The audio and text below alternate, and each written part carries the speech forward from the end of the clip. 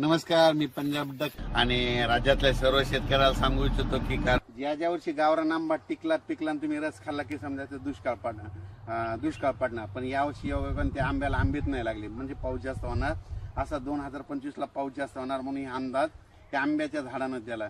आणि या ठिकाणी मी महाराष्ट्रातल्या शेतकऱ्याला अंदाज देणार आहे. आज 17 राज्यात ढगाळ वातावरण राहणार आहे, म्हणून हा अंदाज लक्षात घ्यायचा. फक्त कुठंतरी अवकाळी पाऊस पडेल, पण सर्वदूर पडणार नाही. त्याच्यामुळे कांद्यावाल्यांना घाबरायची गरज नाही, बीटवाल्यांना घाबरायची गरज नाही. पण 18 तारखेपासून, आता 18 एप्रिल पासून ते 24 एप्रिल पर्यंत राज्यात उन्हाची तीव्रता वाढत जाणार आहे. 44-45 अंशापर्यंत अकोला, नागपूर कडला पारा जाणार आहे. मराठवाड्यात देखील बऱ्याच ठिकाणचा 42 पर्यंत जाणार आहे. म्हणून हा अंदाज लक्षात घ्यायचा. राज्यात सांगायचं झालं तर 18 तारखेपासून उन्हाची तीव्रता वाढत जाणार आहे, म्हणून हा अंदाज लक्षात घ्यायचा. अचानक वातावरणात बदल झाला तर लगेच एक मेसेज दिला जाईल. धन्यवाद.